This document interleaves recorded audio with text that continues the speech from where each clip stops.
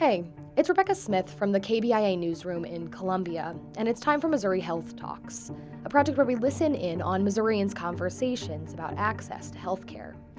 This week we hear from Mark Kirchhoff, who's the Homeless Youth Program Coordinator for Rainbow House here in Columbia, and Kelsey Louder, the former shelter director. They spoke about some of the more difficult parts of their job. Here's Mark. What would you say has been the hardest part in your mind? What do you think the hardest part of working with homeless youth is?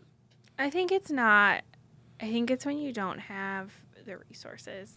I always thought that it would be the trauma side of it, so the hearing stories that are some of the worst things that you could be hearing, but I do think you can train yourself to have good self-care, and I think you can train yourself to have empathy with the appropriate boundaries.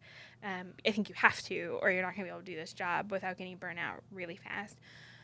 That being said, it's the not having the resources, so having to say no, and we can try to find funding to help us get more resources or do research about what resources we need, or we can join coalitions that have a similar mission in trying to get this one particular resource, or we can keep having the conversation about transportation. We can do those things and be involved with those things, and we should be. But in the moment when you're sitting with the youth and you're just, I don't have that, is probably one of the hardest things. And I think anybody in the nonprofit world would whether it's homeless youth or or working with veterans or working with or the health field or whatever you're doing, I think anybody would say it's having to tell someone, unfortunately, our community doesn't have that resource, is going to be one of the hardest things, because you're not like Superwoman or Superman. You can't just make it happen.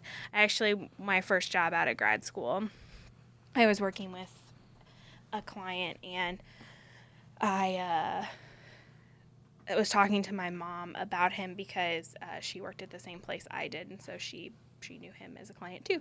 And I just was like, I don't know what I'm gonna do. Like, I almost just bought him a bunch of food, which is such a boundary violation, and I can't maintain that. I can't just keep buying him like food that's not something I can do, and I've exhausted a lot of the resources in the community to get him what he needs. And she just was like, she's like, you will not last long in this field if you don't realize that you have an end to what you can do.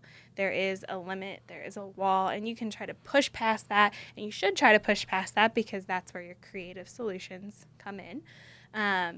But there is always going to be a point where you've done literally everything you can do, and